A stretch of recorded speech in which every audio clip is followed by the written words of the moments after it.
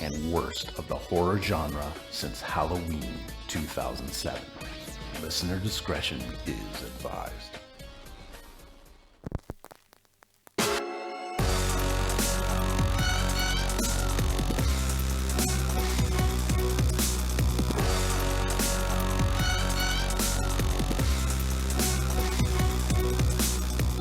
Oh, hello and welcome to Bloody Good Horror. My name is Eric. I'll be your host this evening, and until the end of time when we are all just skeleton Templars riding horses. Tonight, in slow motion. Take a terrifying journey into the mind of Joe as we review his staff pick, Tombs of the Blind Dead.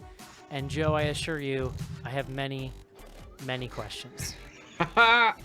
First up on the show, he develops the web and he manages all of our writers. His name is Mark. Hello. Yeah, I have to introduce you to this term, Mark, managing upward. They talk about this at my job a lot, managing upward. Yeah. It's basically a fancy term for manipulating your bosses. Yeah. So I'm being upwardly managed then? Sure. By a staff of writers. He who is upwardly managed. Next up on the show, he's his own boss, y'all. He's coming to you from Manhattan, New York City, the business manager at bloodygoodhorror.com, which means he's the sugar daddy. His name is John Schnars. Hello, Eric. His only boss is a crippling cocaine addiction. Next up tonight on the show, coming to you from Indiana. That's in the Midwest, in case you don't know. He was, and will someday again be the co-host of the Instamatic. His name is Casey.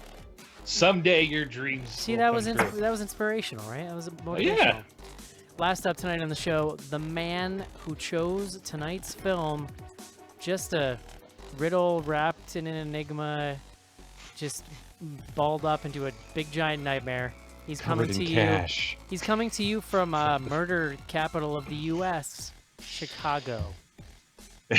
8 shootings and like 7 stabbings on the 4th of July holiday. I was gonna make a joke about how Illinois can't pass a budget, but then all the murder happened, and it seems like the more Supposedly pressing... we're close.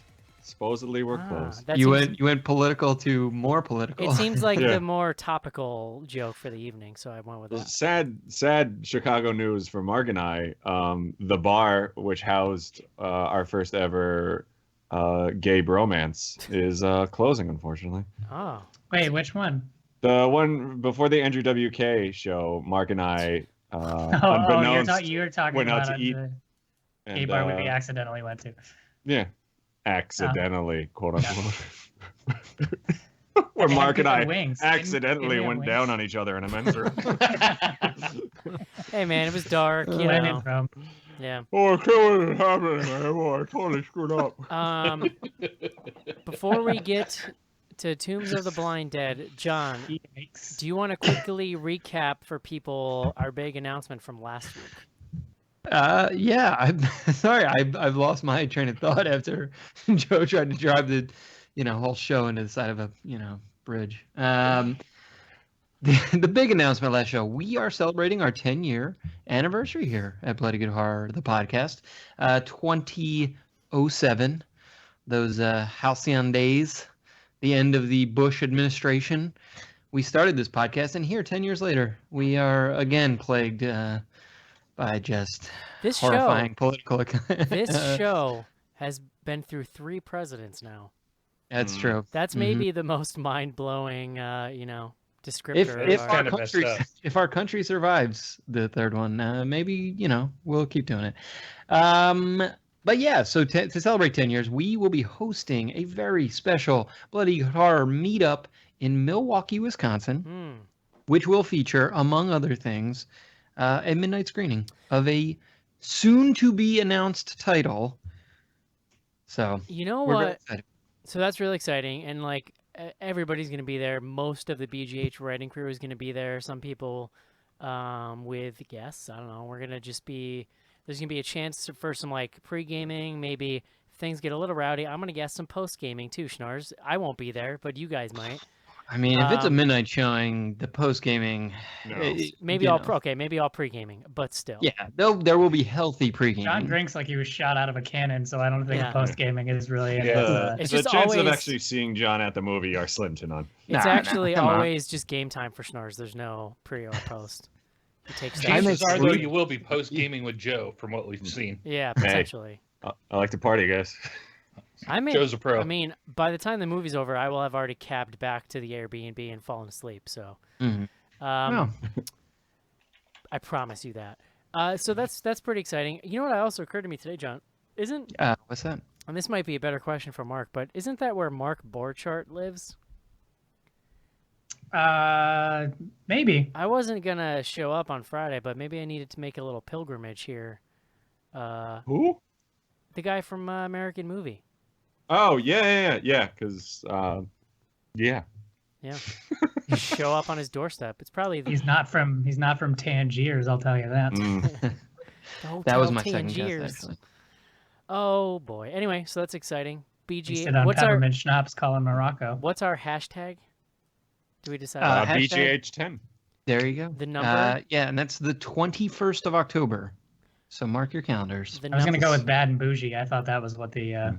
It's that clown That's penis what that that fart. just Yeah. to It's the clarify. last available hashtag. BGH and then the number 10. Yeah. There you go. Okay. Or the Roman numeral. If you know, don't- I was actually advocating for BGHX, but Joe Oh, he didn't Sounds care like a for it. porn. I think I shot that down too, but now that I hear it out loud, I like it. BGHX. Yeah. X Not is too the late. Yeah, Roman it's like numeral, I guys. mean, it's like Come on. Jason X. Everyone's gonna be wearing really sexy sweaters. There you go. And metal hockey mask. Joe, Yeah. Joe, tonight is all about you.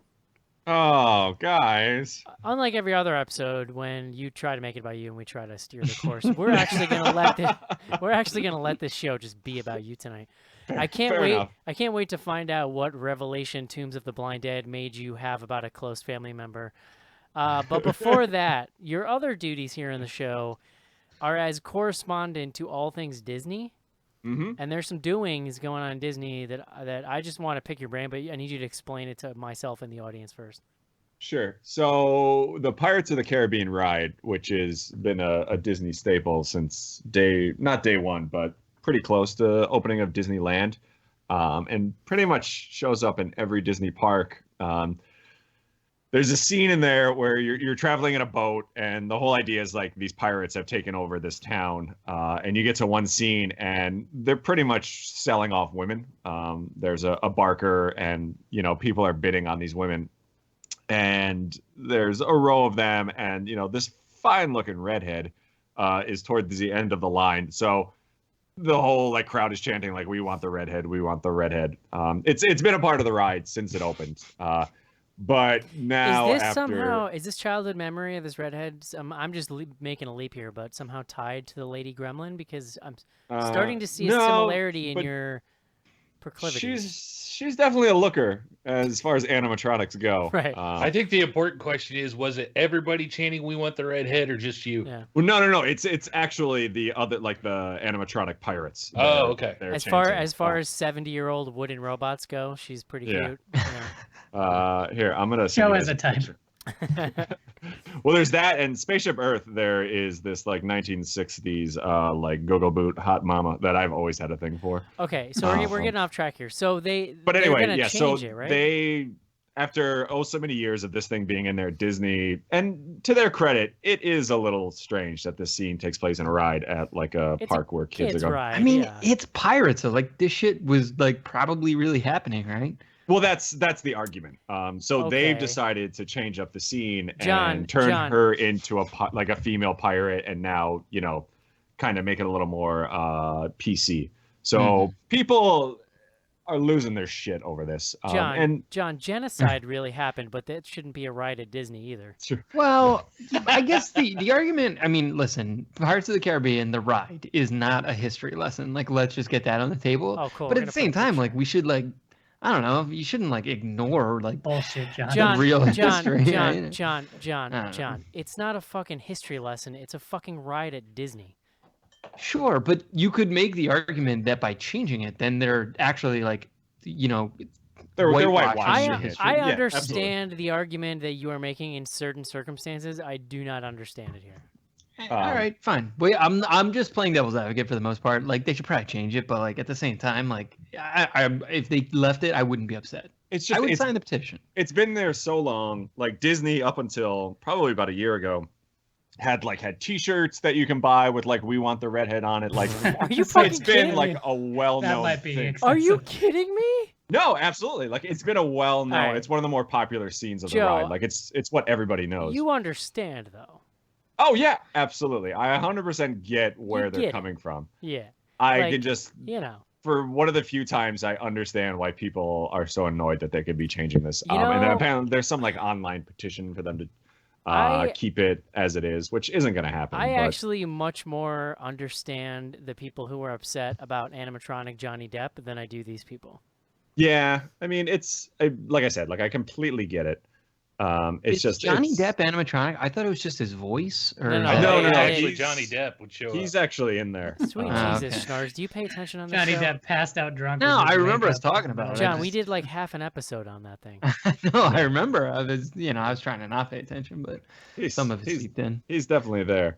But yeah, I mean, that's the thing. I get it. Times change. Stuff's gonna happen there. I am It's for just this change. It's not like they're changing it in the history book, Schnars. Yeah, all right. I It's guess the what I'm saying Pirates is of the maybe they should have like a Caribbean. plaque outside that's like pirates were mean and they killed a shitload of people and like caused all kinds of destruction. Whatever. Okay. Well, I mean, you could even say that like the movies, even the ride to a certain extent, whitewashes the whole I pirates. think the problem, you know, right, That right, movies definitely do. right. The but- problem is that it's like a jovial, lighthearted thing. So you're not there for like it's not giving you any history anyway. It's giving you a silly No. version of it to begin with. So then to have like this hilarious rendition of lady slavery, I'm honestly kind of blown away. It was still there. They're going to be pirate And brides. the pull quote from this episode is going to be a hilarious version of lady slavery. And Yeah. that I mean, is the honestly, quote I'm from Ant-Man. surprised it lasted this long. But Yeah, that's what I'm nonetheless, saying. it's It's 2017. kind of a bummer to see like this iconic scene taken out.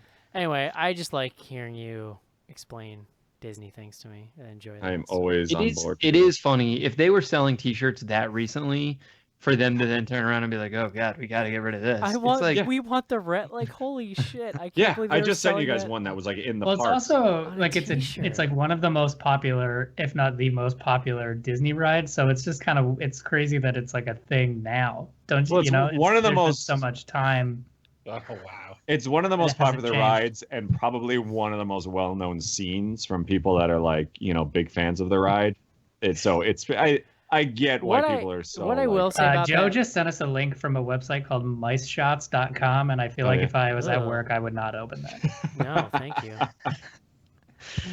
Yeah, that's gross. Yeah, I mean, I will say as a kid, I went to Disney when I was like 5, and one of the I was really young, so one of the few memories I came away with was of Pirates of the Caribbean, and like I got one of the 6-shooter, the little 2 double Oh, yeah, barrel sure. handguns, and that was that definitely like I can still like remember that and being terrified of the Haunted Mansion, but so I understand Yeah. why it's like influential to people. But I anyway, mean, your love for guns remains strong to this day. Joe, you know what reading about grown ass men who get really upset about Disney makes me want to do? drink. Yup. With that said, please tell us what we are drinking tonight. Beer guts. I don't know if I'll ever get used to it, but it makes me so happy.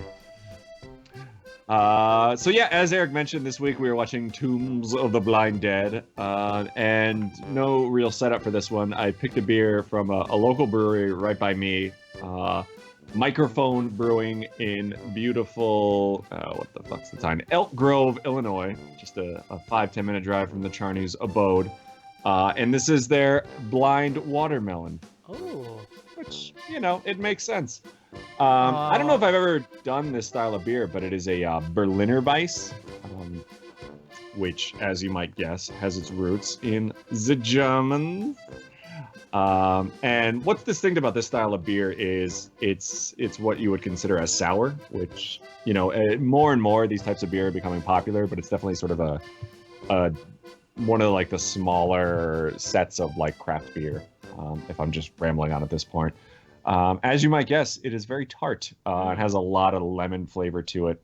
This one, a little different from other styles I've had. Although, Mark, I know you were talking about one that what brewery were you talking about? Is making a watermelon sour that you just bought also?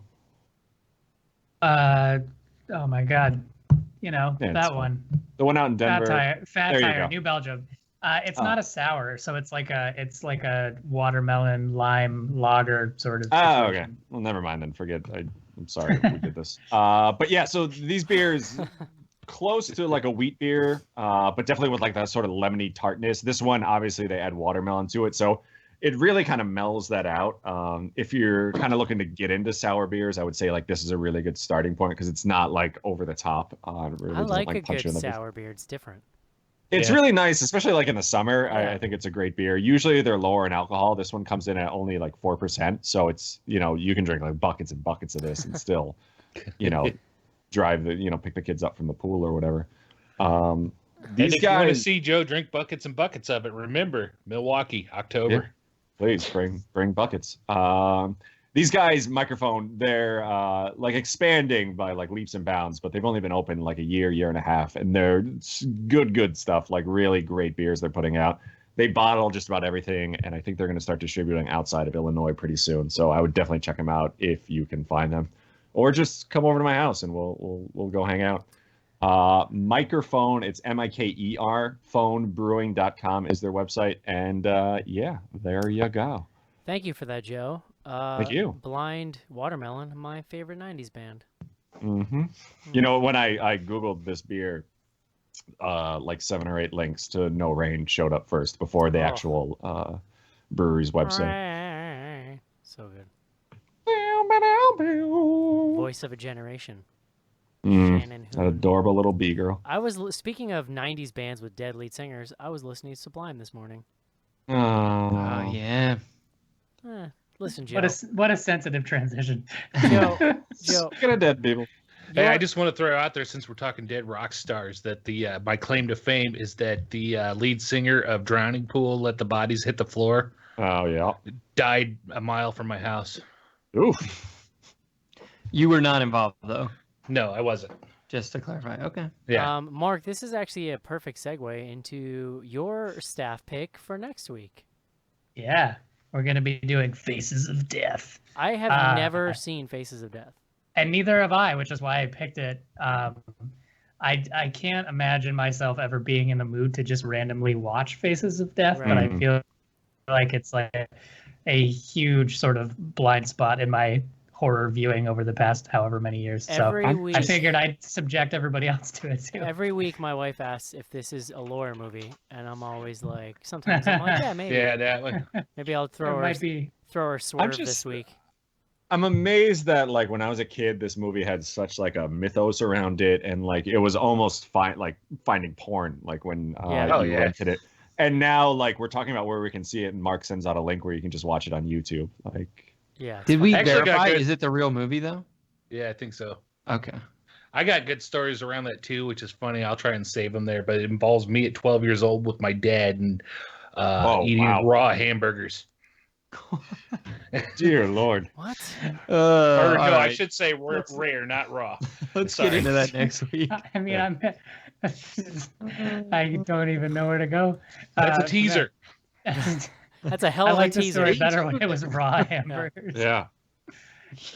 You know how that's an yes. effective tease because I kind of want to hear the rest of the story, and also I super don't. Yeah. It's not that gross, That's how I you know promise. it works. But I think it's sort of following in a theme of staff picks though, of like, we don't really review older movies. When we first like started the show, if you look in our back catalog, we used to review older movies a lot more often. And so it seems like so far we've kind of picked older, more obscure movies, which is kind of cool to get back to that a little bit. I was Yeah. this close to doing Despicable Me for mine, but Next week, Faces of Death. That's Mark's pick. Can we just like guarantee that YouTube version is correct before we like go on it? Like somebody who's seen it, can they poke around a little bit? Not right Yeah. now, but you know what I mean. I mean, I've I never was seen just it. either. I was just gonna read the cliff notes. It's All an right, hour and guys. 44 minutes, and from what I saw, briefly skipping through, it was legit. all right, But is I'll Casey and double I check. the only ones who have seen it? That would be fun. You get some unvarnished opinions. I think so. I give yeah. it 3 Yeah. raw hamburgers out of 5. I think I've seen 2 and 3 as well, but Yeah. Oh yeah, absolutely.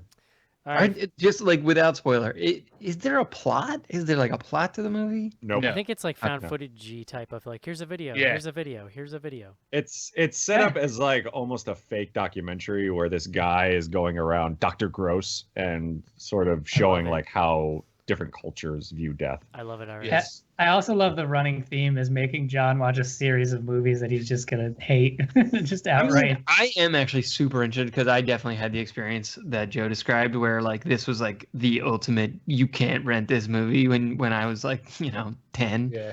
My dad was like, "Oh yeah, you want to see fucking whatever Freddy Krueger movie? No problem. Face of Death. No, that's No, off limits."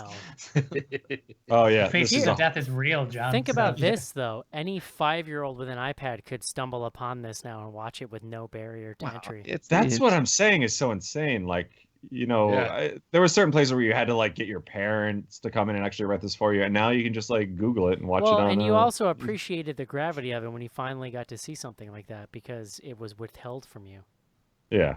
Oh, Oh, yeah. yeah. This is definitely it. All right. Well, Dear Lord. we can psychoanalyze all that Hey, next week, but right now it is time for Joe and his staff pick, Tombs of the Blind Dead. This is it, Jennifer. Your big break in TV. Up the prime time, bitch. Main feature.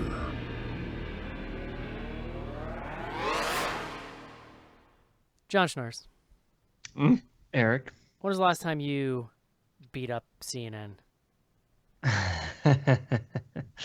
I only make sweet, sweet love to CNN. Eric, come on.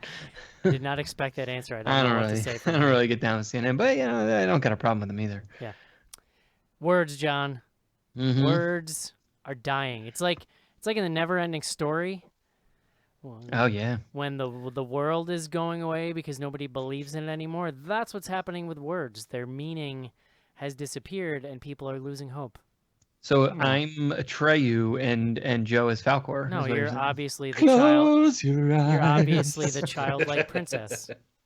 Wait, who am I? You're the childlike princess. Oh, that's fine. Never-ending Johnny. Or like I'm Oh, boy. I'm Atreyu, and you're the horse stuck in the quicksand, and my belief is bringing you back to life. That make Casey the rock fighter? Yes, Yes. 100%. The I think we decided a long time ago. I just default to Ludo from Labyrinth. yeah. Casey's the baby rock biter.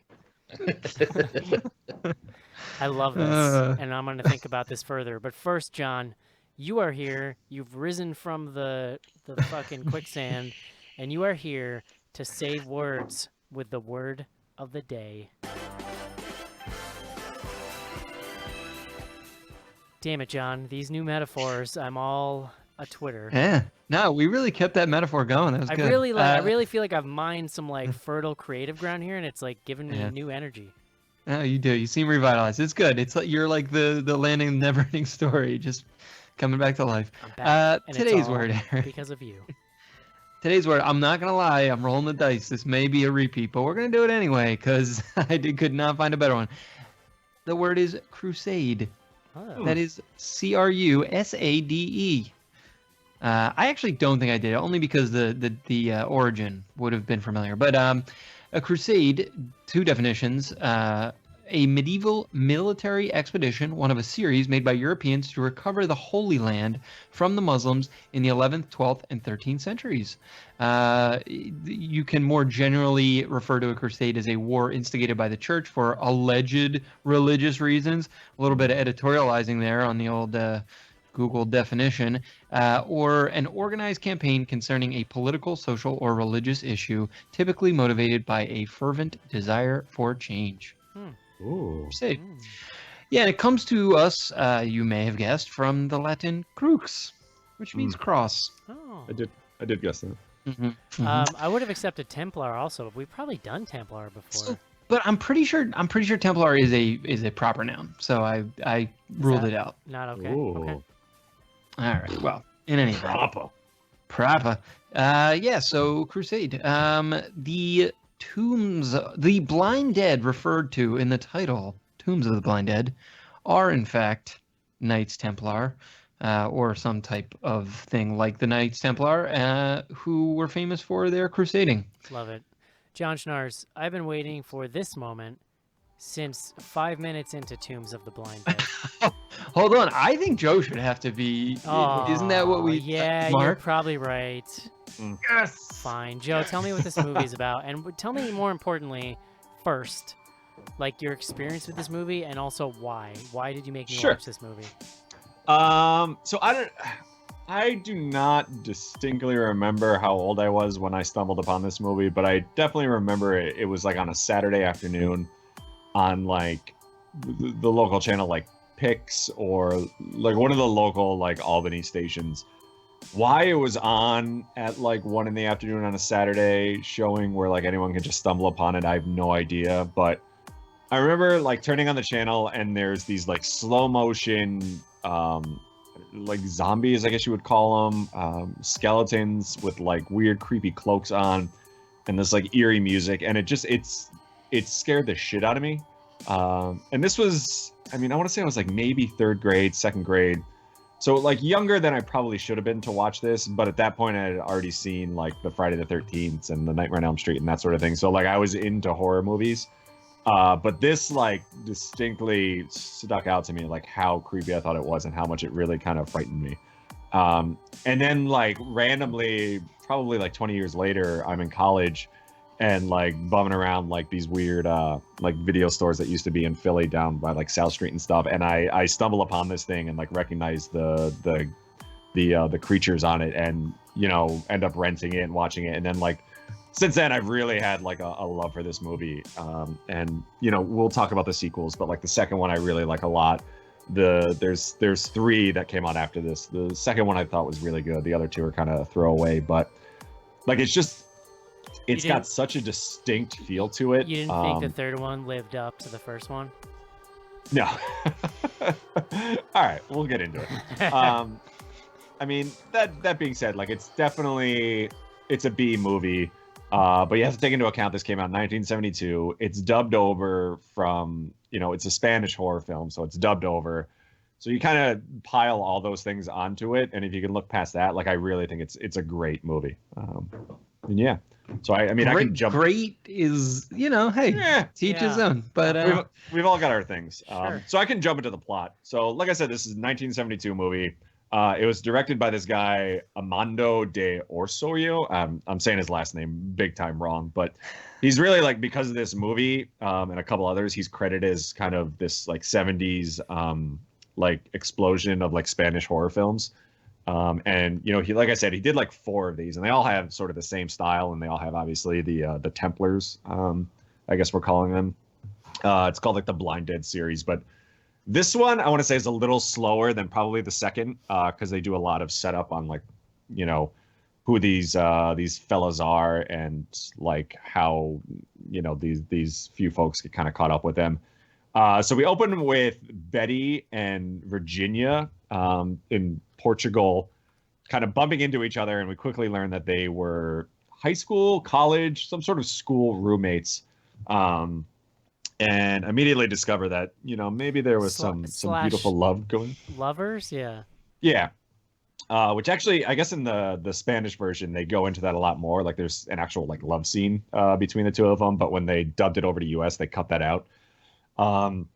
So Virginia is, am I getting this mixed up? Is it Betty or Virginia that's there with her boyfriend? Virginia.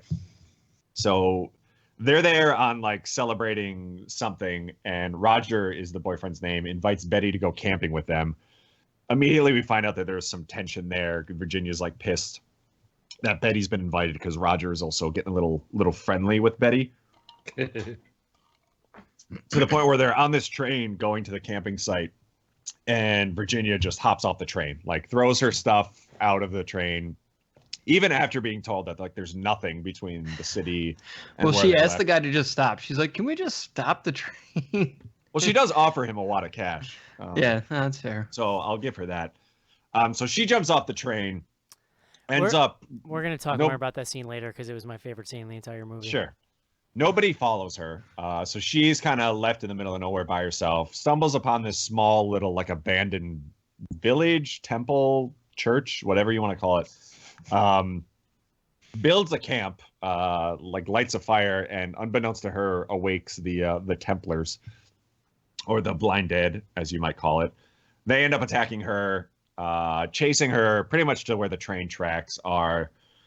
Coming back, the conductor on the train sees her, but because the Blind Dead are like kind of this myth around the town, they don't stop. They just call the police. And then from there, we get Betty and Roger kind of investigating the murder and trying to find out what happened to their friends. And obviously going back to the site and discovering these Blind Dead folks. And I don't know, that's kind of the gist of it. I don't know how much detail you want me to go into. I'm not sure you could, even if I wanted you to, Joe. There's a lot of plot in this movie. Like, there's actually a lot of things that happens after that. I'm saying, but I think that kind of covers the whole thing. But you just hit it on the head, though. There's not a lot of plot. There's just a lot of things that happen. Well, they basically spend the rest of the movie kind of like trying to find her, I guess. But then sort of they do. They find her bodies. They find the body, so they know she's dead. But then they do want to go in like back to this town and kind of just, like figure out what happened. Yeah, who killed her or whatever. They pick up this like I don't know. What was his name? Pedro. I'm not really sure what his deal was, but he kind of knows the area, so they bring him and like his weird girlfriend that just wants to make out with everybody. I think the I was gonna say, I'm pretty sure Pedro's deal was rape. Yeah, I think the deal with Pedro is that he's a sex machine. Didn't they like basically like wife swap? Not wife swap, but like the girlfriend they like swung during the like sequence. Yeah. I don't know. It was very weird because they cut back and like they've obviously had sex, but the Betty has like such a sad, like depressed look on her face that. Well, doesn't she say that she's like a virgin, at least like with men? Well, she said she had like a bad experience. Like they don't really right. say like what the hell happened there. Her and I have that in common. Mm-hmm. It is funny, Joe, and I like because I had never heard of this movie. To be honest, I like looked it up, and when you like Google it, it says rated PG. So I was kind of interested. Not sure what this is. It's super weird. Well, that was like there was no PG-13 there. I don't know, but also like it's a weird thing on Amazon where like the actual movie with the like poster and stuff isn't on Prime, but then there's another entry that says Tombs of the Blind Dead, but the title's slightly different, and there's no box art at all, and that's the one that's streaming. It's really the one that's streaming. And the other one that I guess is available on Shudder says rated R, but there's really no difference to it. And I was doing some research. Like I know rated R for gentle wooden sword slapping. We had emailed, and I had mentioned that the Spanish version actually it goes into the love scene a little more. And there's this opening scene, at least in the U.S. version, where they kind of give like a little bit of backstory on this the Templars, where pretty much they show them origin. They show them sacrificing this woman, and pretty much they set up the fact that these guys were like a blood cult. So they would drink the blood of like their the people that they sacrificed, and because apparently they thought it would like make them live forever, which I mean to their credit, it kind of did. But I guess that scene takes place in the middle of the movie in the Spanish version, which you can actually find on YouTube. Also, I stumbled upon it. But yeah, it's kind of interesting. And then the other thing we talked about, which I think we set up last week, is when this movie came out, they actually tried to set it up as a sequel to Planet of the Apes. Literally just to kind of capitalize on the Planet of the Apes movie. Yeah, there was a lot of that going on in especially was this Italy? Was it Italian? Or was no, it Spanish. Yeah. So I know in Italy, like because the copyright laws didn't apply, so they would do that a lot. Like, what was it? The one of the zombie sequels over there was called like Dawn of the Dead or something. Like there was a lot of that shit going on in Europe at the time. So apparently they planned on actually like reshooting some of the movie to have it set in like this post-apocalyptic world. But the director didn't want to do that, so they just re-edited it to make it look like the Blind Dead were actually like dead apes that, and this takes place after the original film. I'm not sure how you do that with editing. No idea. But apparently they just threw in a like a voiceover and a title card that said like the war's over, blah blah blah, the apes are dead, but this is what the fuck's going on now. I don't know. The DVD or the Blu-ray version actually has both, and it actually has like the title card. I remember I watched that a while back, but I cannot tell you what it actually says off the top of my head. Okay, Mark, give it to me, buddy. Yes, sir. I like this movie. It's really ridiculous, and I don't know that I can defend any part of it other than it's like it's super kitschy, and I think that the skeleton zombie, the horseback rider dudes are pretty spooky, and I think the music is actually pretty cool in spots. I mean, I can see where Joe's coming from in terms of this being a movie that he saw a long time ago that he has kind of revisited throughout time, because it really is super ridiculous. I mean, the ridiculous dialogue kind of reminded me of Pieces a little bit, and really those just have like crappy dubs and things that are lost in translation in common. But it just made me think of that, and I have a line to bring up later specifically that is really funny. I emailed it to you guys because I just thought it was awesome. You Have you ever drink Bailey's out of a shoe? Yeah, exactly. Yeah, exactly. Do you love me? Yeah, so I don't know. I mean, this movie's definitely not for everyone, and I think if you're expecting a good movie, you will be very disappointed. But if you're expecting like a really goofy movie, I think it's you could do worse. John. Yeah, it pretty much met my expectations. I didn't love it or enjoy it quite as much as Mark. I think if you were drinking and watching this with friends, you could have a pretty good time. But it's like, and I can't remember, Eric, maybe you said it in the email, like it's the ideal Mystery Science Theater 3000 movie, because there's just like a lot of random shit that like, or like people with weird motivations or saying weird stuff that doesn't necessarily seem to like jive exactly with the action. So, fun to be had. And then some of the cinematography is interesting. It's definitely on a budget. They $100 budget, would you say? Yeah, I mean, I think you guys will get into some of the other like it's like just like off kilter enough. I mean, even Joe, when you were describing it, it's like, are they zombies or are they like skeletons that like are they actually dead? Like the costumes are like sort of weird and ambiguous. I think Mark, in the email you mentioned like one of them has a beard still, so you're kind of. I think a bunch it's of my them do. favorite. Yeah, I think I they all just have love beards like still. zombie skeleton horseback rider with a wispy beard. I mean, if is you're my a favorite. skeleton, you can't really just walk into a convenience store and buy a razor. I think that actually works. Well, I mean, but There's then so like, are they dead or are they still alive that they're just really old and therefore like bones? Are they now? I apes? don't Are know. they sentient plastic bags? Who can know for sure? It's actually a crossover from the Time Machine. They are the Eloy or whatever.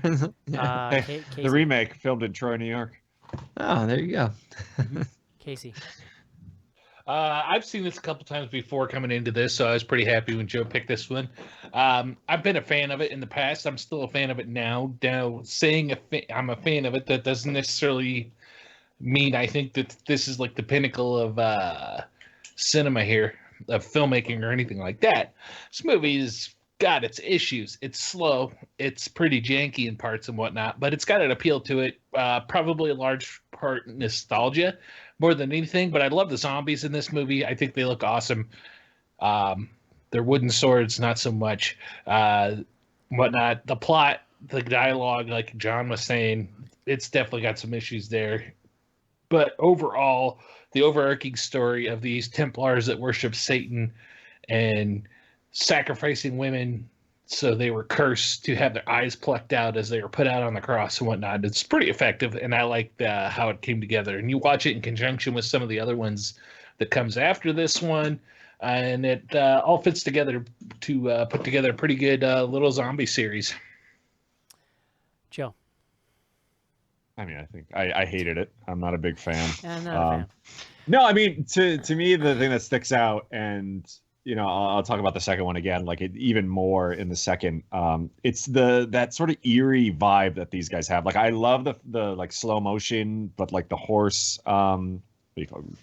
Clacking or whatever the hell, has like this weird sort of echo to it. Like, I think it's just super spooky, and like the music is pretty much nothing but like some like light background music with like guys in a room going, but I think it like fits those scenes so well. And like, I agree that it's probably a lot of fun to watch it with a group of friends, but I also think like it holds up like watching it by yourself, like on like a Friday night in the dark, just crying. Joe, I'm not gonna lie, your earnestness is like really taking me aback here, and I'm honestly not sure how to take it in. This movie is like god awful. It's like, I mean, if you've ever seen like, it's no The Last Broadcast. There's Eric. If you've ever seen like Euro trash stuff from the 70s, you're pretty familiar with this. Just like weird characters, like bad dialogue, you know, terrible effects. Like Mark made a comment. The fucking Templar sword slashing is hilarious. Like they have like cardboard swords and they're just whacking. They're just whacking the lady as they ride by.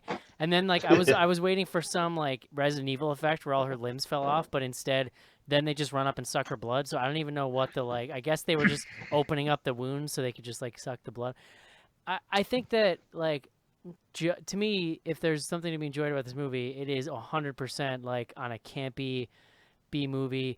Like particularly just stuff like the Templar sword swinging and the weird like rapey swarthy Italian guy, and the opening scene alone, like the scene where this woman walks off of the train is the fucking weirdest thing that I've ever seen in my life. Oh, it's so funny. It's a little weird. I was super confused because like I was kind of not paying 100% attention, and then I'm like, wait a second. It's not even like she.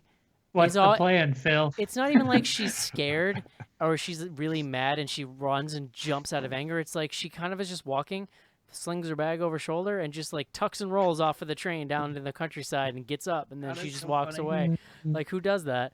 And then she just like she randomly goes and sleeps in a crypt. She randomly finds this terrifying, creepy abandoned town and like lights a candle and decides to just like hang out there. But turns on the radio, listen to some tunes. So she does do that. I definitely 100% do not begrudge like seeing a movie like this when you're a kid. Like I was terrified of Troll 2 when I was a kid, so I'm not gonna like. I totally get that.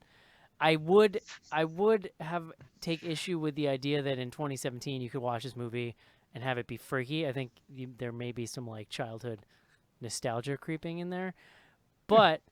I will say there's this kind of cool thing about the image of these skeleton dudes riding horses in slow motion that's like kind of neat, and there's a kernel of something there.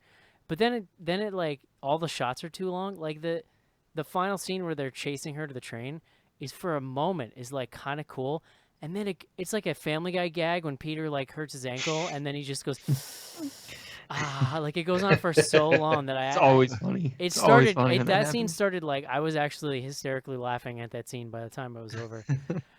There's just so many amazing things, but like it's like a fever dream. It's really hard to follow any motivations of anybody because nobody's acting like a human being. It's like very strange. I'm so glad. I honestly thought you guys were gonna love this. Like, I'm sorry, I Joe. thought you were gonna think it's like this little like undiscovered movie that you hadn't seen. I'm sorry, Joe. I gotta tell it like it is. For me, guys. I'm sorry. This is what I'm saying. Your earnestness going into this, I find like is really I don't know how to deal with it. I thought this was gonna be the one where you guys are like, all right, well, Joe like may actually have some brains upstairs. Like this might be something. Well, I'm not lying. I went back to the email 3 times to make sure I had the right movie because this totally doesn't seem like a Joe pick. Like, first of all, this version was dubbed, and I don't know if you saw a dubbed version or. No, I've always seen it dubbed. Yeah, like even the Spanish version, I've seen dubbed. I've never just watched it with subtitles. A foreign 70s film from Joe, like I don't know why. I just was like, it seemed like a Casey pick almost. Like I don't mean that pejoratively. I just mean like Casey is way into like Hammer and these older European films, and I just like I was so confused. This totally seems like a video store pickup to me, though. Yeah, like it probably had a really cool cover. Oh yeah, it has an awesome cover. Yeah. Yeah. I don't know. I'm not mad. You guys let me know. Like No. CC will take over for my spot. And so I mean, they're Here's all great choices. Here's the thing too, and I think Listen, like, Joe, if I get to still be on the show after picking Shriek as a mutilated, you definitely get to stay on the show. I after think this. like most movies like this though, it's totally just you got to be in the right kind of headspace or mood going into it, and I totally wasn't. Yeah. Like we were at the beach all day yesterday, and if I didn't have to watch this movie, I would have been in bed before the sun went down. But then I'm just like sitting there with my headphones on, trying to stay awake watching. this Hating thing. me. Just like so confused. How can you hate I a just- movie where a woman says, "I used to have a man that drank champagne from my shoe. It was the only thing that excited him." I don't know. How can you be mad at that? There's just like a lot of the weird stuff you guys are talking about is what I love. Like I had completely forgotten about the morgue scene, and it is so strange because like they introduced this guy who he's not the mortician. He's just kind of like hanging out there, and he's like starts like fucking around with a frog that's in there for no reason. Yeah. And like eventually, Oh. like Yeah. Serious question: was he gonna make sweet love to that frog? Because he was giving him a really weird look. Pretty sure.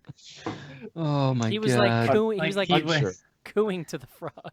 He didn't realize that the tank was transparent. He had got his face like as close up to it as possible. And also, like when they were showing that shot, the frog seemed totally dead, and then when the thing crashed on the floor, then it was like hopping away.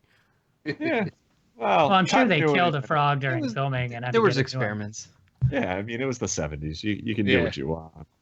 Now, to me, the appeal of this movie, this is one of those movies that back before the age of, digital cable and stuff where they, you had a on-picture guide and they told you everything that's happened. You're flipping through channels and you happen across this and you're like, what the fuck is this? And Oh, the next thing you know, you're sitting there for 45 minutes and you're like, I don't know what the hell I just watched because I missed the beginning of it, but that was weird and I gotta find more. 100%. Yeah, and then you go back and watch it again, like, oh, I just missed something in the beginning. And then you're like, no, Yeah. I did not. I don't know. It's still It's okay. I- I'm not mad, Joe. I can get why you might not be into it, but I don't know. Like, there's a lot of Joe, love for this movie Joe, out there too. Like, Joe, give me some of your favorite moments that we haven't talked about. uh, I mean, honestly, like anytime the blind dead come on Yeah. on the screen, like I love that The it's ini- always slow motion. That was my favorite part. I know I love it, and I love the sound that goes along with it. Like that initial scene where who is it? It's Victoria, whatever that her name with the Sure. V. She is, they show them sort of coming out of the crypt for like the first time. Like, I love that slow motion, like the hands kind of coming out, and like there's that fog around the whole thing. Like, I don't know. To me, like I get it. It's a B movie, but I do feel like there was a lot of love put into this. Like I feel like the director really like wanted to make a good movie and did the best he could with the budget he probably had. Like, I mean, the skeletons themselves, like, yeah, you can see the flaws. Like, they're obviously wooden swords and stuff like that. But like, for however much they probably had for this, like, I still think they're like super creepy. No, looking. the skeletons And, are like, cool. dude, I agree that the skeletons are kind of cool.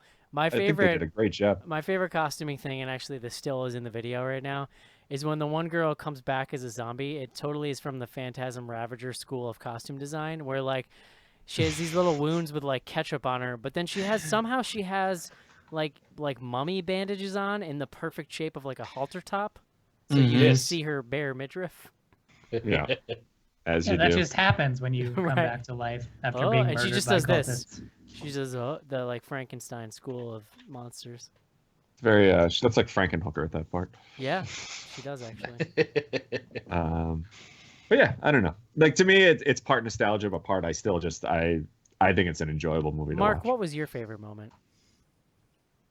I think the like wife swap scenes that we were talking about were so funny just because that's where that champagne line came from. It was just so Super ridiculous. weird. I think there's It a was so lot weird. lost in translation in those scenes. I like the line. ton. Oh yeah, no, I definitely got the feeling A like a ton. lot of it was lost in translation. Like, there's the whole scene about like the weird, aggressive lady that was with the weird, aggressive Euro guy is talking to like our main male actor, I guess, and is like, "Oh, they're probably hooking up by now," and he goes, "You don't know, blah blah blah," and then she's like, "Oh, you don't know him," and then I'm You like, don't know Pedro. "Yes." Yeah, But then she starts coming onto the guy also. Like, yeah, there's definitely a weird swinging thing happening.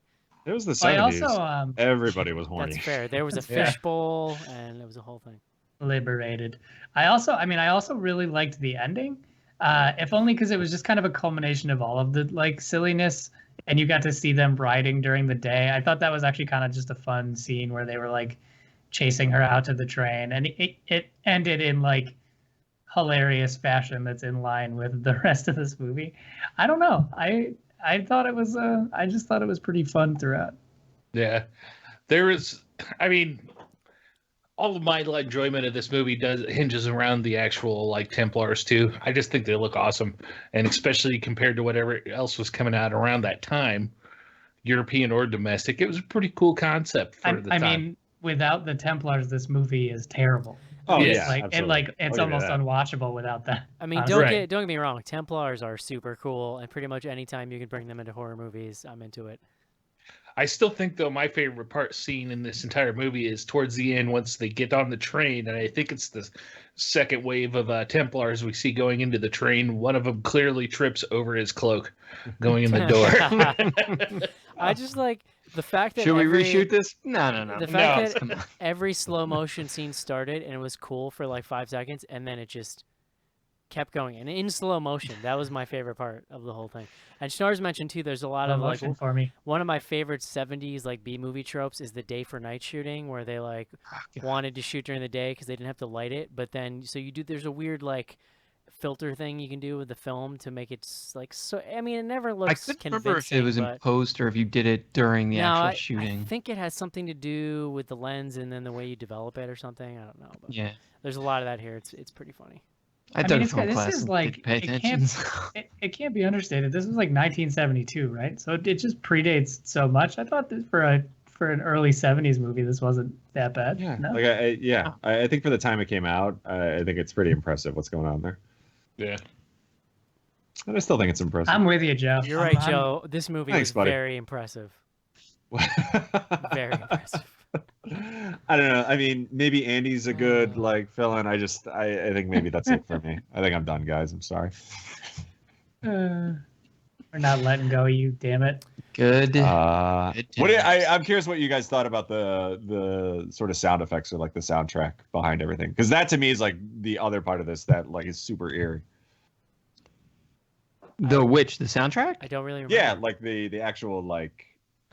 No, I would agree. I mean, it's the same. I mean, Eric kind of compared it to. I did you say Euro trash? I don't know. That might be strong, but it definitely is in line with a lot of the kind of like Euro B movie. I mean, we did an episode on I think it was on Sophistical. We watched. There's a documentary on Amazon called Eurocrime, and even the documentary is like real kind of like B movie documentary quality, but they kind of go through the whole kind of crime genre, which I was like totally unfamiliar with. Turns out there's like hundreds and hundreds of these like Italian crime films, and this is like super reminiscent, right? Like I don't know that I'll watch any more of this Spanish, horror wave or whatever, but I'm definitely glad to have seen this one, so I at least have a reference point. And they all did like the things that they all tended to do well was they were able to crank out solid soundtracks.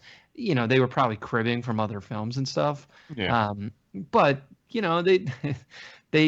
they work. Like there's a reason that they're memorable, right? So Yeah, I mean, it's my favorite part of a lot of these films from this era out of Europe is definitely the soundtrack stuff. I would say if like you even have like a remote interest, like give the second one a go, because I think that's a lot of fun.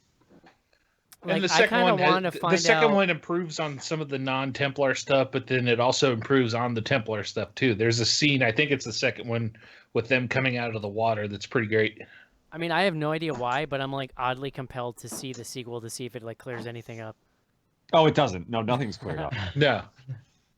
I just think the thing I like about it is they kind of jump right into it. Like there's a lot of not backstory in this one, but like a lot of like, all right, this person was murdered. Like, why did this happen? Like they go to the morgue and all that. The other one is like literally just a group of people get trapped in that church or temple or whatever you want to call it, and they're outside trying to get them.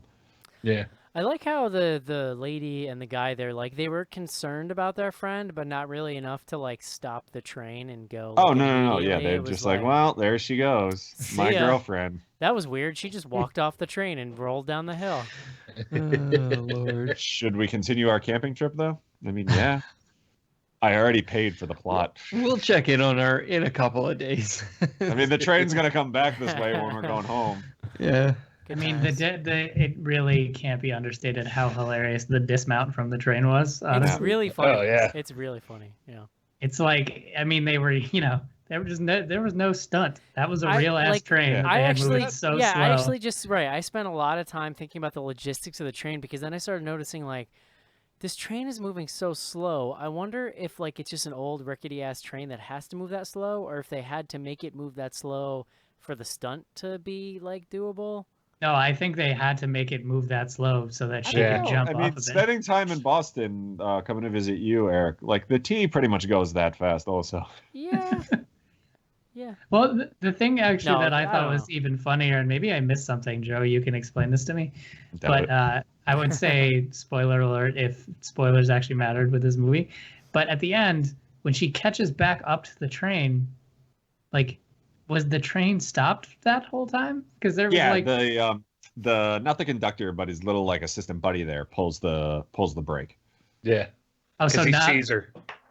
Oh, right. Wait, he sees her at the end and pulls the At the brake. very Ye- end, they're driving by again, and they happen to see her like. Oh, 'cause they're they're- looping around again. I Well, was right, just because gonna isn't say- there an earlier Or moment wait, in the or when film? you talking about when it pulls into town? I'm saying, why is the train still there when the woman No, comes it was out coming. again? It was coming around again, like on Oh, the yeah. route. Yeah. It makes this trip, I think, just goes back and forth. She caught the Got it. schedule perfectly, basically. It's Right. the monorail of 1970s Portugal. Hmm. Monorail. Monorail. Monorail. All right, Yeah. guys. The moment of truth has arrived. Would you recommend Tombs of the Blind Dead? I think, Joe, you're an obvious yes, right? Correct. Yeah, absolutely. Mark. I would recommend you don't watch the Shudder version because the dub is 3 seconds off. Find it on YouTube for free. It's fun. Mark, I'm going to use this opportunity to put this picture that I saved of La Parka into the video, who also an animated skeleton man. Oh, yeah, sure. Yeah, wrestler guy. And he speaks Spanish. Yeah. Oh, yeah. Look at that. John. I'm gonna say yes. Hey. Casey. Look at that. Yes. I'm gonna say no, unless like all this sounded intriguing to you, in which case you know who you are. You might be into it. All right. 5 thumbs It's a up from the history BGH lesson. crew. Yeah. Listen, you guys tore me a new one last week. I'm allowed to give you my opinion, Joe. I still love you, buddy. If it's wrong, it's wrong. That's okay. That'll turn into we all hated it by next week's episode. Yeah.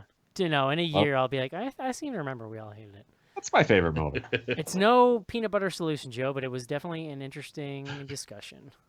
Love comes in spurts. All right, guys, God damn it. Let's take a quick break and do some fan mail.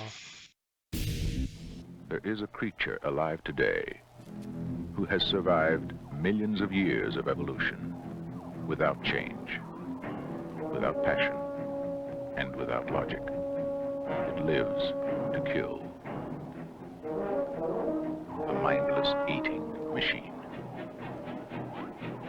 It will attack and devour anything. It is as if God created the devil and gave him jaws.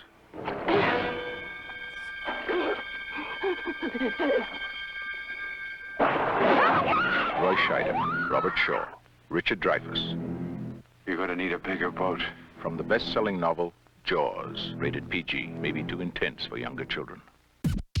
Hey, this is Sasha Jensen from Halloween 4, and you're listening to Bloody Good Horror.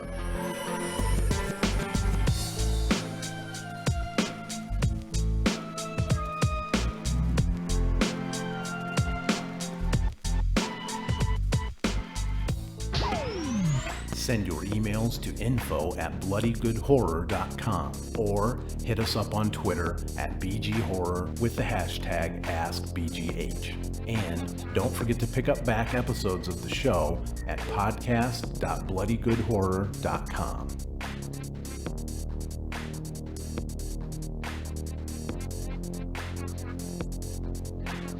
And we are back.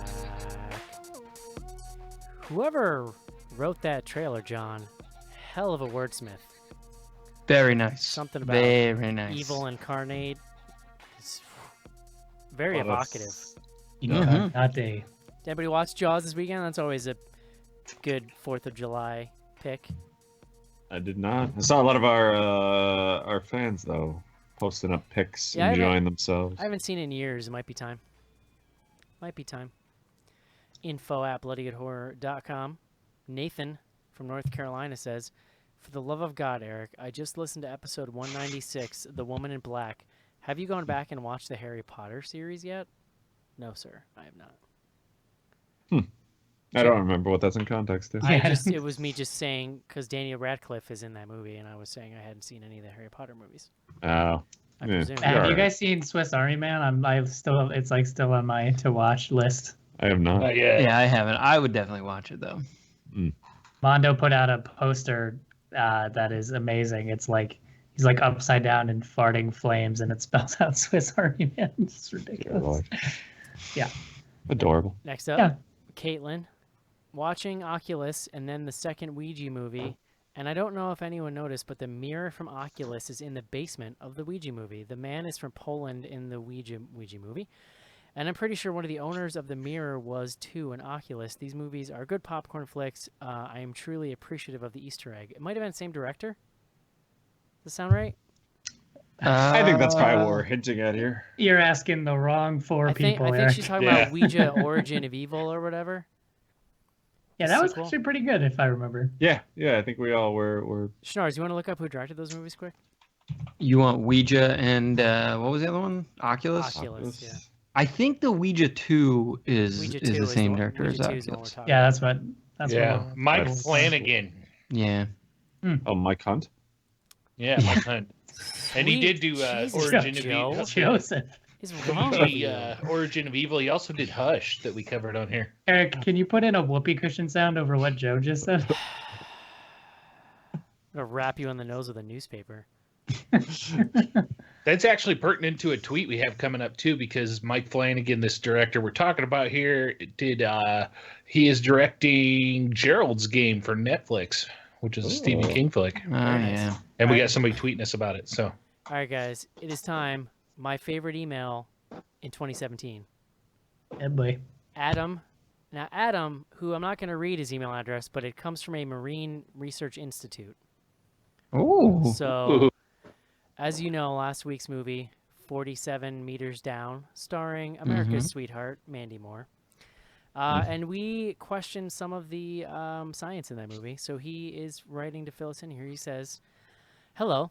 I'm a biologist that spends a good bit of time underwater and thoroughly enjoyed your discussion of 47 Meters Down. I appreciated that you questioned some of the diving aspects of the movie, as the errors were so egregious that I was unable to suspend my disbelief. As you all have improved my mood and horror movie knowledge on many a commute through Southern California, I thought I would follow up on a few of your questions. The following points are presented in bullet form. Wow. Number 1. Poikilotherm is a great word, and it is true that many fish fit into this category. This was John's word of the day. However, Schnars was incorrect in suggesting that white sharks are poikilothermic. Ooh. They keep their body temperature higher than the surrounding water, making them homeotherms. This comes with a high metabolic cost, and is partially why they need to eat such fatty foods such as dead whales and seals and sea lions. So, bullet point 1, Schnars was wrong. Bullet point 2. Looks like we're gonna have to revoke John's University of Phoenix marine biology degree. Bullet point 2. Yes. Danger, boys. Let's not turn on each other.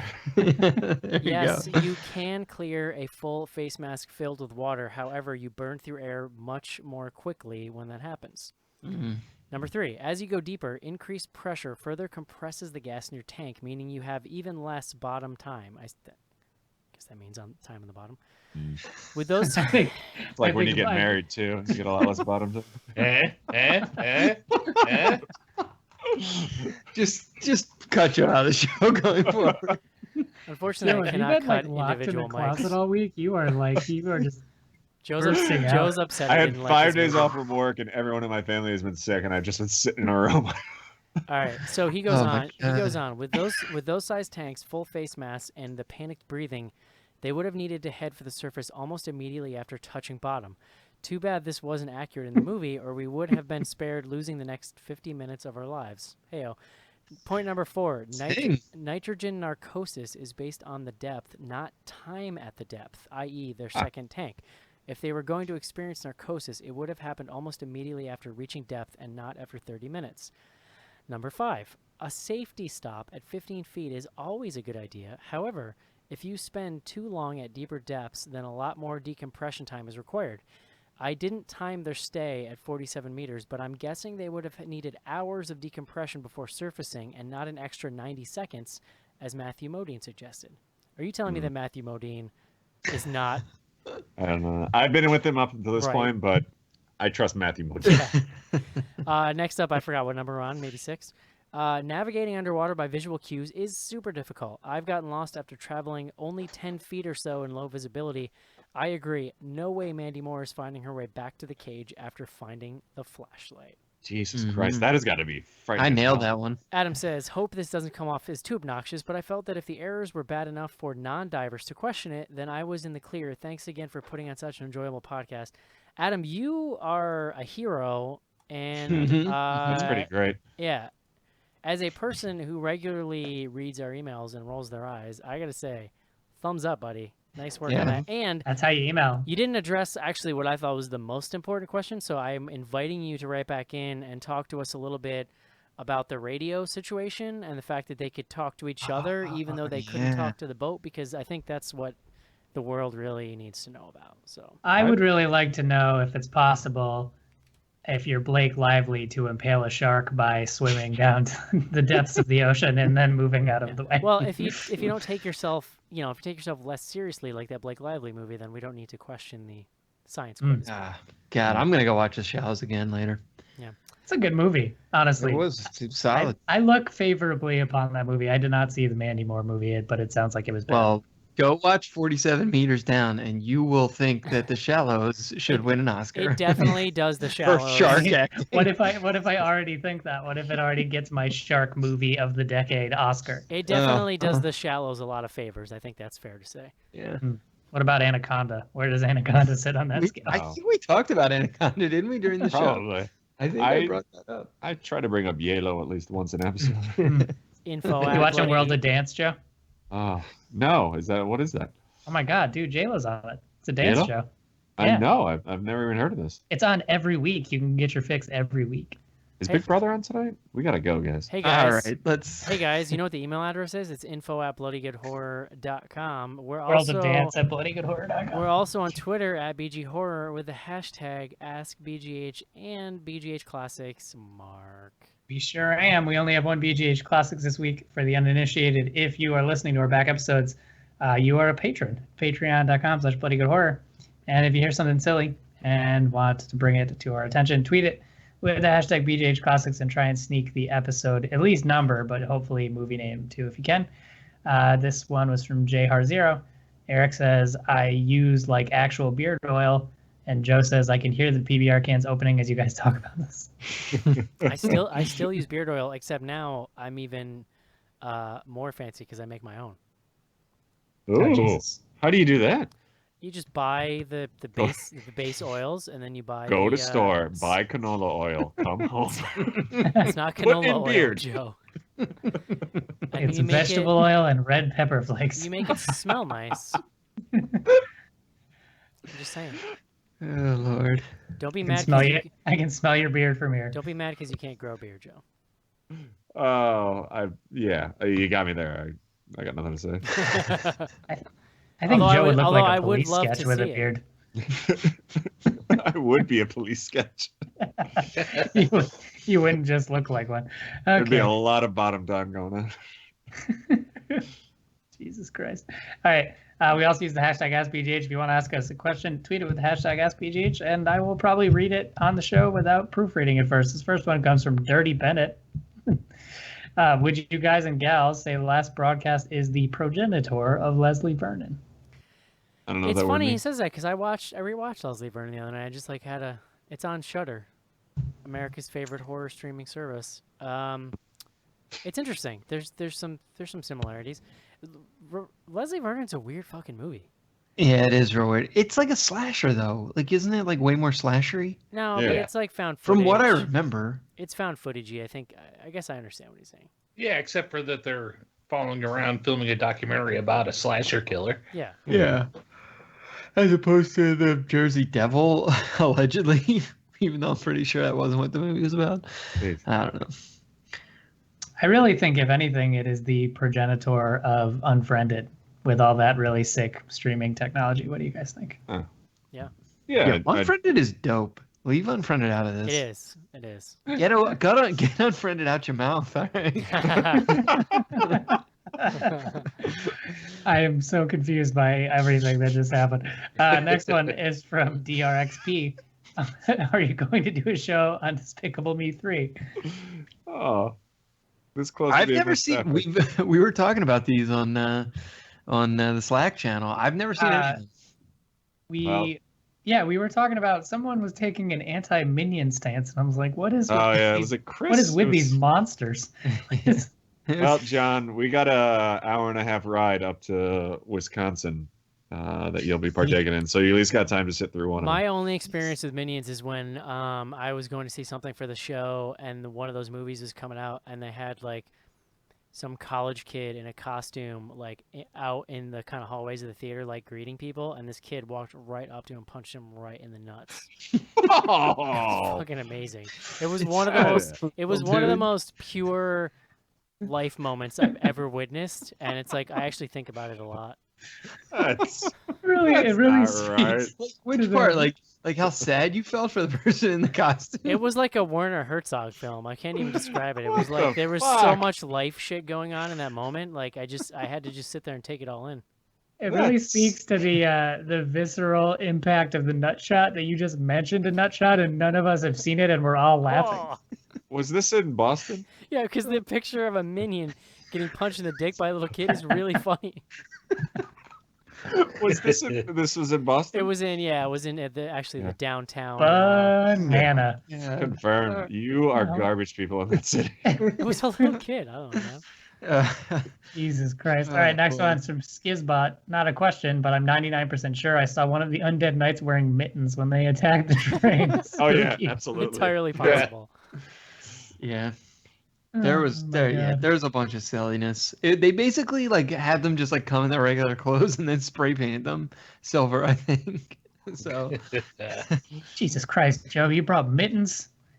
We need to spray paint them. Wow. I guess we got some more spray paint.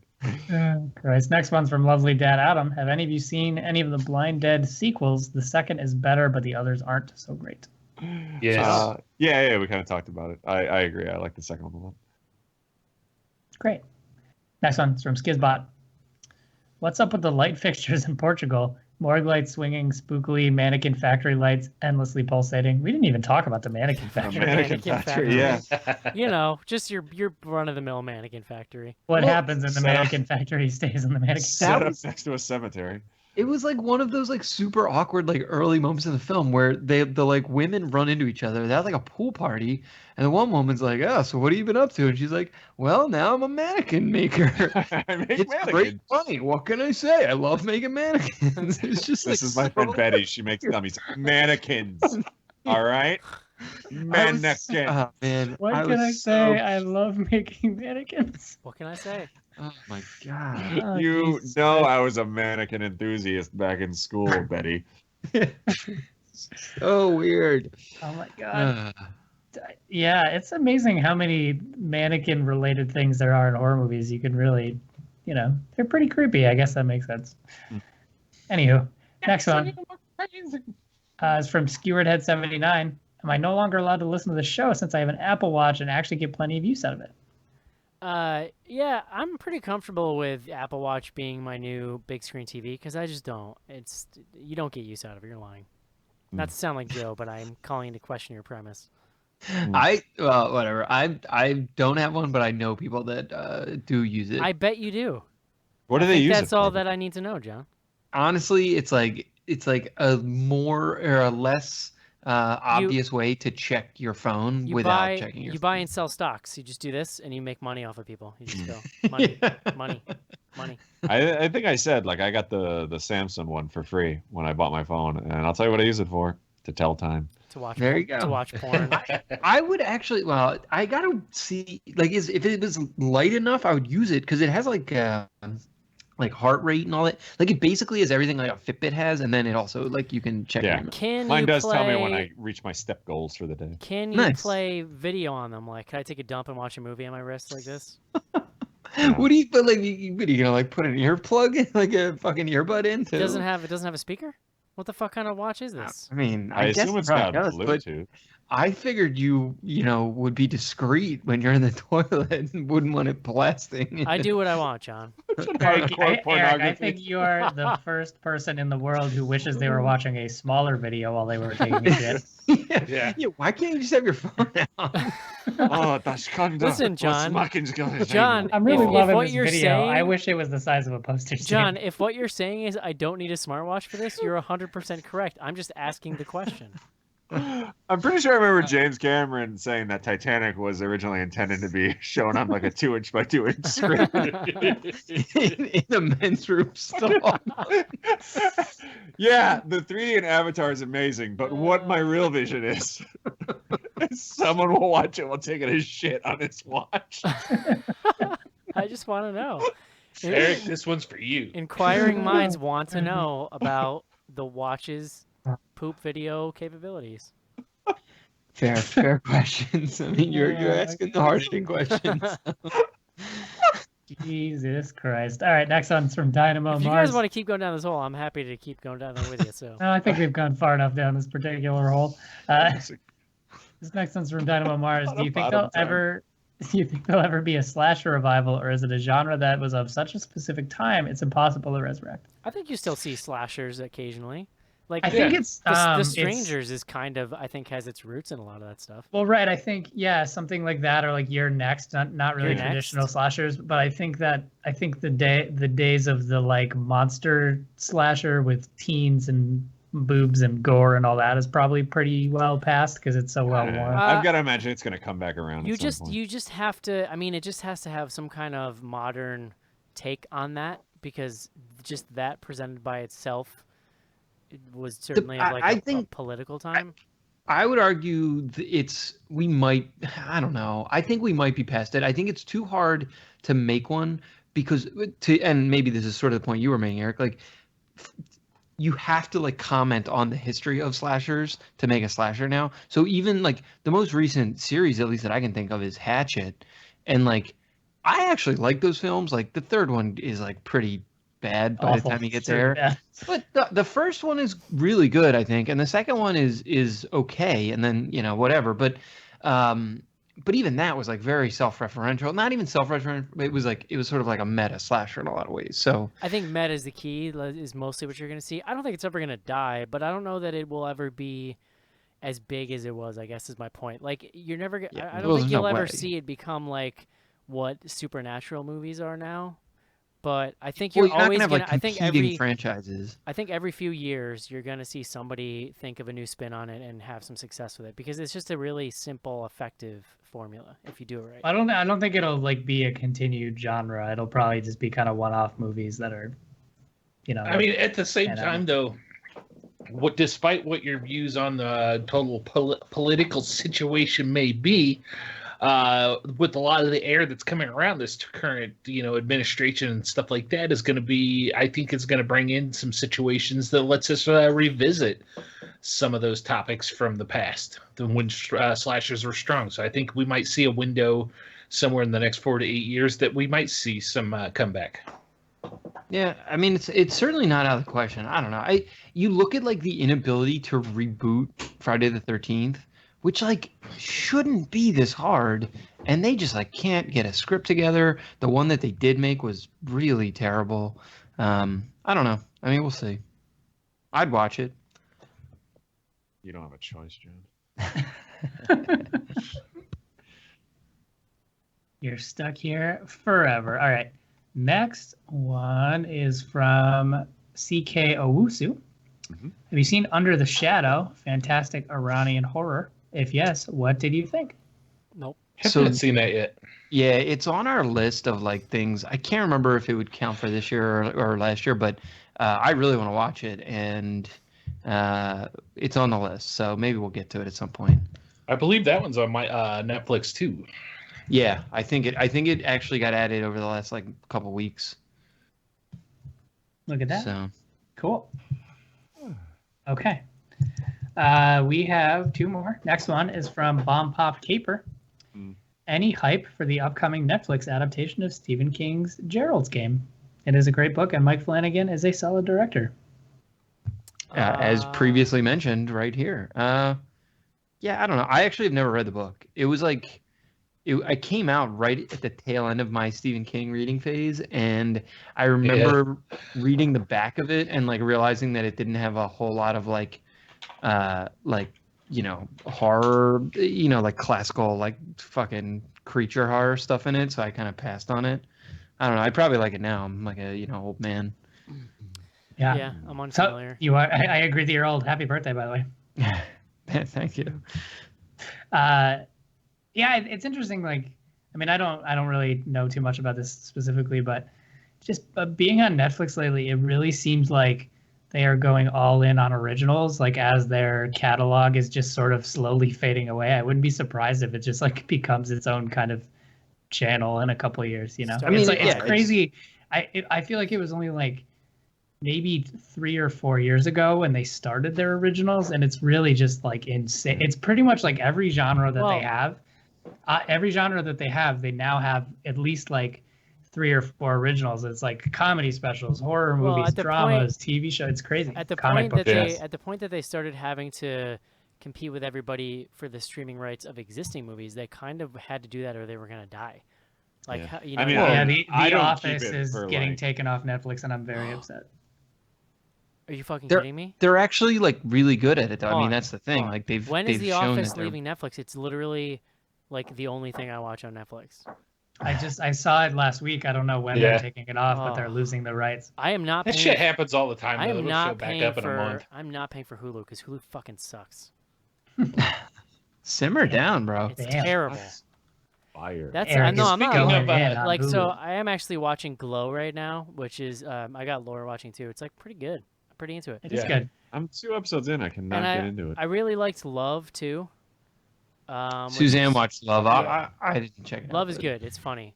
Love is good. But man, like most of the time, I'm like, well, I'll just watch The Office, I guess.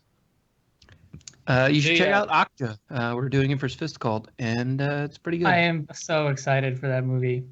From the maker of Snowpiercer, the director, that is. Real quick, while we're talking about sucking and Stephen King adaptations, anybody watched Spike TV's new The Mist series? Oh God, no. No. Yeah. Is it interesting? No. Oh no. I've watched 3 episodes, and I mean, it has its moments, but yeah, it's not the movie, and it is not sticking to the book or the movie at all. Yeah, it would be kind of hard to. It's a fucking short story. Like it's like we're starting to see in the show by episode 3. We're starting to see there's 2 different like factions starting to form, and survivors in 2 different buildings, neither of which is a grocery store. All sorts of weird stuff. Okay. So that's a stay away. Thanks. Netflix. Oh, okay, it's last like one Flicks is on from the net. Pardon? It's like Flicks on the net. They call they call on it the Netflix. internet. I think it's Eric's internet losing thing. it. Yeah. Let's just wrap it up. Hold the door. All right, this next one is from scriptwriter, and last one from scriptwriter 22C. You were hosting a What the Fuckathon for weirdest horror movie. Which would top your list? Oh God. I find, I mean, not to pimp it twice in one show, but Troll 2 is a really fucking weird movie, man. There's some weird shit that goes down. Oh, in I mean, that one's really. I'm gonna go with Lawnmower Man. Yeah, Lawnmower Man's super weird. I mean, Lawnmower Man is a great 90s time capsule in a lot of ways, too. I would go with it's Dead a great Alive. monkey in a VR helmet. Dead Time Alive's capsule. yeah, as much press as Dead Alive gets for being disgusting, it's really weird, too. Yeah, it's some of like those Japanese horror movies we've watched, like Tokyo Gore Police, and those like those are. I was gonna go another '90s throwback. You remember Man's Best Friend? You guys remember that movie? Oh, vaguely. It's probably not that weird. I just remember watching it and being super silly back in the day. Didn't one of those Japanese movies have Meatball in the title, like Meatball Machine or something like that? Jesus, not that I remember. One of the Those. ones That I Are you remember. thinking of Cloudy with a Chance of Meatballs there? Oh, those are nice. Yeah, no, I good actually think I'm gonna look it up now. I actually think it's called Meatball Machine. one. Meatball Machine. Great. That's like the American No, never mind. translation. Oh wait, yeah. Oh, I do remember Man's Two- Best Friend. 2005, a full-throttle splatterific Japanese cyberpunk science fiction horror at its most aggressive. This mind blower about alien parasites that turn their human hosts into slave necroborgs will leave you dizzy and drained in a good way. Jesus, the description has left me dizzy and drained. I swear Wait, so we- what's the name of the movie? I'm pretty sure we did this. No, we did. No. I would have remembered a movie with Meatball. Yeah, we in the didn't do title. Meatball Machine. I know we did Tokyo Gore Police. It's called Yeah. Meatball Yeah. Machine? Yeah, I'm looking at it right now. Yeah. Well, there's That- also a new movie called Meatball Machine Kodoku. Kodoku. I believe it's pronounced Sudoku. Did we do Machine Girl? That was another one that's We right did, in that we- genre. okay, we also did So- Machine Girl too. There's the poster. We for did it. not do it on the show. No, we did Machine Girl. I don't think so, I unless it was a show I wasn't on, which is possible. Mm. Mm-hmm. Let me use my Google fingers. Meatball Machine. Yeah. Yakuza Apocalypse was also pretty fucking weird. Yeah. Oh, All right. It's like a We've machine. Yakuza. named enough weird movies It's like now. a machine Yeah. that you put people in and then meatballs come out. That's my guess. it's a pill for guys to give ex-girlfriends worms. Yeah. That's probably it, huh? And with that, our watch has ended. Winter is coming. I The renewed my HBO this week because I got all jazzed up because they were doing a Game of Thrones marathon this weekend. dude, you should watch Silicon Valley or Veep. Veep has been amazing this I watched season. like Oh, I watched Silicon Valley and then kind of fell off of it. The last episode I saw was when Gabe from The Office gets stuck in the electric car and shipped overseas. His trajectory on the Legitimately, show. like the fifth Yeah. episode. It was like 2 Yeah. years ago. we did yeah. the same thing. We fell off, and then Leslie and I watched like 2 seasons over this This past latest great. season. Is It's so, a great show. Yeah. It's really super good. dark and really funny. That show's really good, but I'm not as like connected to that world as like Mark has been in the past, and probably you, John. But it still gives me fucking anxiety. Oh yeah, no, it makes me hate myself deeply watching it. I enjoy it. Cool. I'm like Jared, so. What do we you do know. Also, Veep. Watch Veep if you are looking for Yeah, Veep the is most also- like Uh, the most hilarious insults, like an insult per minute. It's really Since over there's the top. only going to be like 8 episodes of Game of Thrones, that means I'm only going to have this for 2 months. So my number one priority is watching Westworld. No. So Oh yeah, I still haven't seen anything but the pilot. Let me know how it goes. That's a good plan. Yeah. Oh, I'm in I- on it. it seems like the most pertinent thing to watch. When you're ready to talk about it, I've seen it all, so hit me up. Cool. Have you seen The Sopranos? Oh God, why would? Don't get me started. I have a. They were I have all a- dead the whole time. I have a Sopranos hot take that I'm sure I've shared on the show before, but it's not good. Hey Mark, what do we do next week? Faces of Death. Oh God, I can't even imagine what's gonna happen next week. I apologize in advance and also sorry not sorry at the same time. It's on YouTube, is that right? For people who want to see it. Yeah. Sure. I don't know. What? I thought we had this whole Yes. conversation before. Yes. We okay. sure Yes. did. We did, but it wasn't attributed to me, so I don't know. I don't know if Joe's lying or Joe not. confirmed it. Thank yeah, you, Casey too. Joe. It's not just me. Yeah. All right, guys. Bottom timers. That's gonna do it for Joe's staff pick Tombs of the Blind Dead. Next week, Faces of Death. Hope you enjoyed the show. We'll talk to you then. Adios. See you. Goodbye. Bye bye.